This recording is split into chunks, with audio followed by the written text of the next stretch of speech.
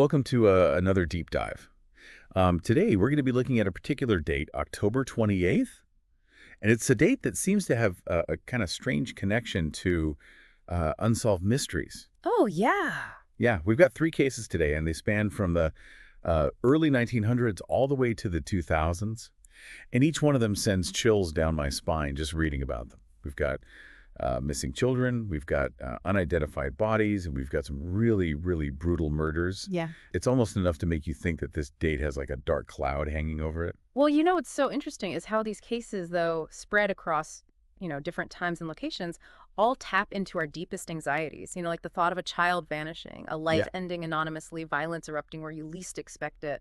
Hmm. These are kind of universal fears, and these stories really kind of bring those fears to Yeah, life. they really do. And that's what But, makes these mysteries so fascinating to explore, even though they are a bit unsettling. right. So why don't we start with a case that really grabbed me?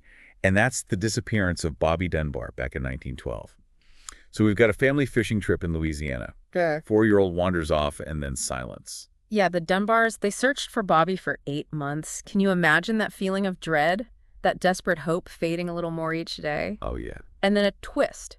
A boy, matching Bobby's description, turns up in Mississippi with a man named William Walters. But Walters claims the boy was actually Bruce Anderson, the son of a woman who had employed him. Oh, wow. So the Dunbars are insisting that this is their Bobby and Walters are saying, no, this is Bruce Anderson. So it basically turned into a custody battle. It did, and this is where the societal context becomes really, really crucial. Yeah. The Dunbars were a white, financially stable family. Julia Anderson, on the other hand, was a single working-class mother. Even putting aside the emotional turmoil, imagine the legal hurdles that she faced trying to prove her claim against a family with more resources and, more societal clout. Right. That's heartbreaking, especially when you consider how common those power imbalances were back then. It really makes you think about how many cases might have been decided differently if the playing field had been level. Exactly. And there's an even bigger twist to this. In the early 2000s, a DNA test revealed that the boy raised as Bobby Dunbar wasn't a Dunbar at all. Wait, so the real Bobby's fate is still a complete mystery, and a family lived for decades with a child who wasn't theirs? Yeah. That's wild. It is. It makes you question everything, Yeah. the assumptions that were made back then, the way that evidence was weighed, and, how often the truth gets lost in the shadows. It really makes you wonder how many Bobby Dunbars are out there. Their stories, tangled up in time, missed opportunities, maybe even deliberate manipulation. That's a haunting thought. And it leads us to our next case, which also centers around identity. Though this time it's about a lost identity, the mystery of the Lady of the Dunes. All right, the unidentified woman found on the beach in Massachusetts. Yeah. It's 1974 Provincetown, and somebody discovers this woman's body in the dunes. She's partially buried, she's been brutally murdered, and to make things even more difficult, her hands are missing. Yeah, the level of brutality in this case is very disturbing. The Mhm. missing hands likely removed to prevent identification through fingerprints, and then the skull injuries point to a very personal, very violent act. But for nearly 50 years, she remained nameless. Just the Lady of the Dunes, this chilling reminder of how easily a life can be erased. It's hard to fathom going 50 years without knowing who this woman was, let alone who took her life. What were some of the theories that investigators were working with back then? There were quite a few dead ends. Given Provincetown's history, some thought that she might have been caught up in organized crime. Others pointed to the fact that this was the era of serial killers like the Boston Strangler and Ted Bundy. Right. But the lack of identification made it almost impossible to connect her to anything concrete. So they couldn't just leave her nameless forever, could they? Thankfully, no. In 2022, advances in genetic genealogy, basically using DNA to trace family connections, finally gave the Lady of the Dunes her name back, Ruth Marie Terry. Wow. That must have been a relief for her family, even though it came so many years later. But it doesn't answer the big question, does it? Who killed her and why? It's a breakthrough, certainly, but the mystery of her death remains open. It highlights both the incredible advancements in forensic science, but also how much work is still left to do when it comes to solving these cold cases. It really gives you hope that even decades later, some answers might be possible. Yeah. So for our third October 28th mystery, we're traveling across the globe to 1922 rural Bavaria. Yeah. This is the one that gave me goosebumps just reading the basic facts, the Hinterkaifeck murders. This case is truly chilling. Picture a secluded farmstead called Hinterkaifeck. It's home to the Gruber family, Andreas, his wife Cecilia, their daughter Victoria, and her 2 young children. They also had a new maid, and all 6 of them were found brutally murdered in the house, their bodies stacked in the barn. A whole family, plus their maid. That level of violence is unimaginable. What could possibly have led to something like that? That's what makes this case so baffling. The motive remained unclear even after a century. But surely there were some clues, some indication of what happened. It's not like people just vanish without a trace, especially in a close-knit rural community. There were some truly eerie details that made this case even more unsettling. Days before the murders, Andreas Gruber mentioned finding footprints in the snow leading to the house, but none leading away. Hold on, footprints leading in but not out. That's like something straight out of a horror movie with someone stalking them. It's a chilling possibility, and it gets even stranger. The family also reported hearing footsteps in the attic and noticed household items going missing. It almost suggests that the killer might have been hiding in the house for days watching them. That's terrifying. Yeah. And they never found who was responsible. Despite numerous suspects, including a man rumored to have been Victoria's lover, no arrests were ever made. The Hinterkaifeck murders remain one of Germany's most notorious unsolved cases, and they leave this enduring sense of unease in the community. It's hard to grasp the terror that family must felt, knowing that someone was lurking in their home. And the idea that the killer was never brought to justice makes it even more disturbing. These three cases, all connected to October 28th, they present us with a lot to unpack. They touch upon stolen identities, lost identities, and the darkness that can hide within seemingly ordinary lives. And in each one, we're left with more questions than answers. It's definitely a lot to take in. And I'm already wondering what theories or explanations might shed some light on these events. Maybe in the next part of our deep dive, we can explore some of those possibilities. These cases have really gotten under my skin. It's one thing to read about unsolved mysteries, but to actually delve into the details, to try and imagine what those involved went through, it's a whole other level of intensity. Yeah, it's true. These stories aren't just, abstract puzzles. They're about real people, real lives cut short or forever altered. And that human element is what makes them so compelling and so heartbreaking. Absolutely.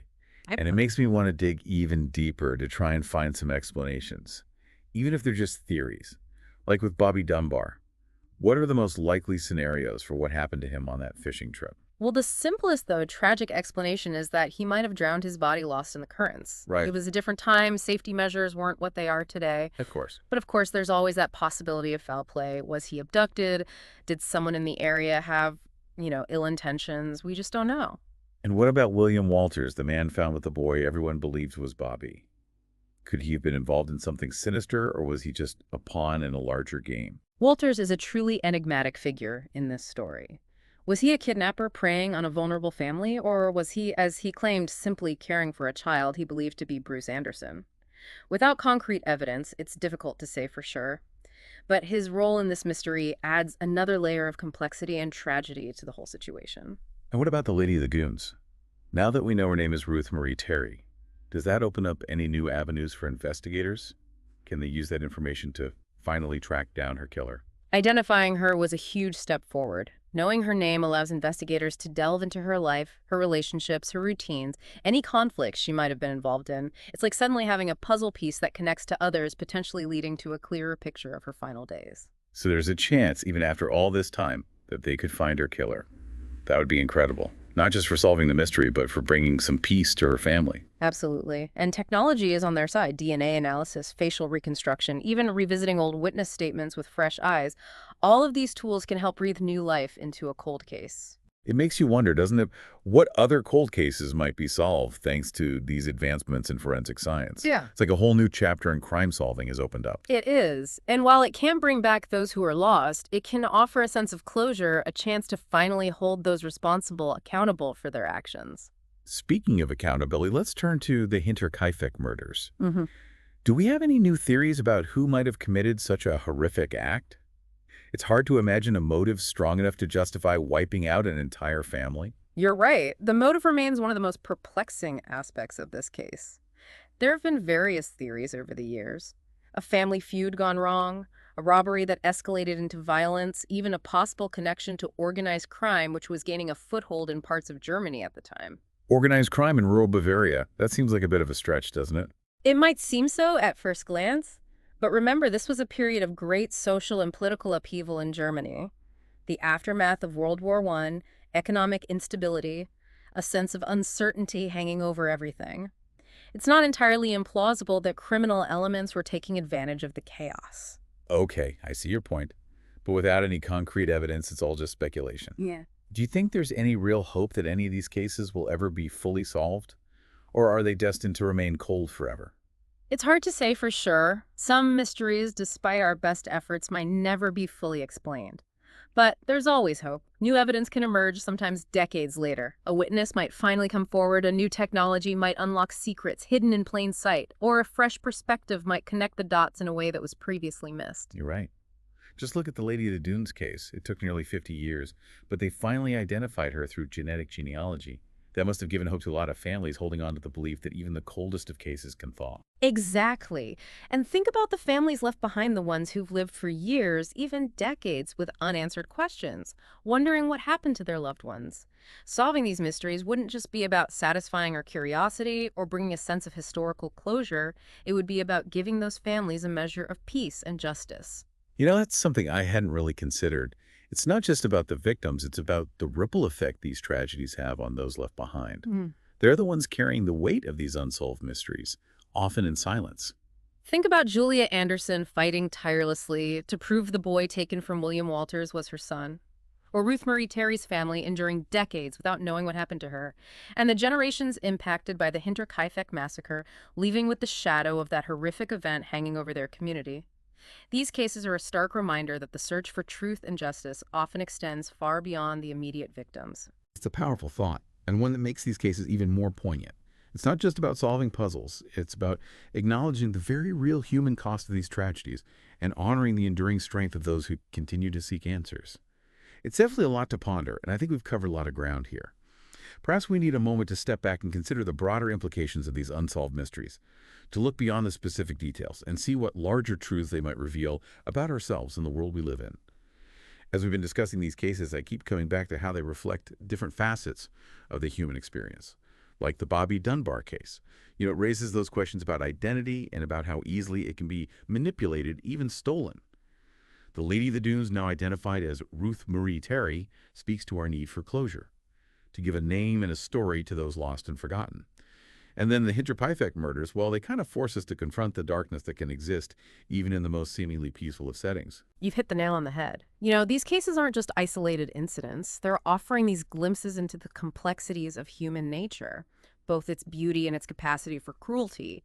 And it's that tension, that interplay of light and shadow that makes them so captivating and so disturbing. Yeah. And another thing that strikes me is how time plays such a crucial role in these mysteries. In Bobby Dunbar's case, it was time that eventually revealed the truth through DNA testing. But it was also time that allowed the deception to persist for so long.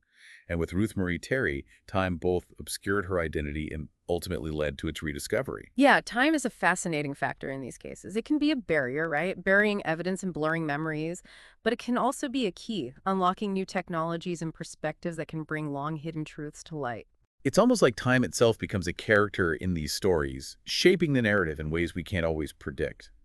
But beyond the individual cases, I'm also thinking about the impact that these unsolved mysteries have on the communities where they occurred. I imagine events like these cast a long shadow shaping people's perceptions of safety and trust. Absolutely. These mysteries become woven into the fabric of a community's history and its collective memory. Think about Hinterkaifeck. That small Bavarian village is forever linked to the brutal slaying of an entire family. It's a reminder that even in the most idyllic of settings, darkness can link, shattering any illusion of safety. It's a sobering thought. It makes you wonder how communities cope with such tragedies. How they find a way to move forward when so many questions remain unanswered. It's a testament to human resilience. Communities find ways to honor the victims, to seek justice for the crimes committed, and to rebuild a sense of shared identity, even in the face of unimaginable loss and uncertainty. They come together, they share their stories, and they support one another through the grieving process. So what does it all mean? What can we take away from these 3 unsolved mysteries, all linked to October 28th? It's like they offer us a glimpse into the human condition itself, with all its complexities and contradictions. I think you're right. They remind us that the world is full of mysteries, some of which may never be fully solved. They teach us the importance of questioning assumptions, of being both skeptical and open-minded, and of valuing truth even when it's elusive. But perhaps most importantly, they remind us to appreciate the preciousness of life, the fragility of our existence, and the profound impact our actions can have on others. These cases have certainly given me a lot to think about. It's one thing to be fascinated by true crime, but to really delve into the human stories at the heart of these mysteries. To consider the ripple effects on families and communities, it adds a whole new dimension to the experience. And that's the beauty of exploring these unsolved mysteries. They're not just about solving puzzles, they're about understanding ourselves and the world we live in a little bit better. They challenge our perceptions, they spark our curiosity, and they remind us that there's always more to learn, more to uncover, more to ponder. Well said. And for you listening, I hope this deep dive has been insightful, perhaps even a bit unsettling, but ultimately thought-provoking.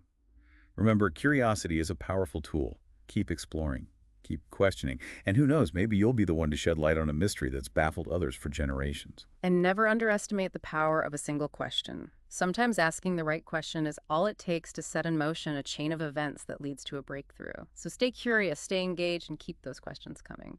That's a wrap for our deep dive into the chilling mysteries of October 28th. Until next time, keep exploring the world with open eyes and an inquiring mind.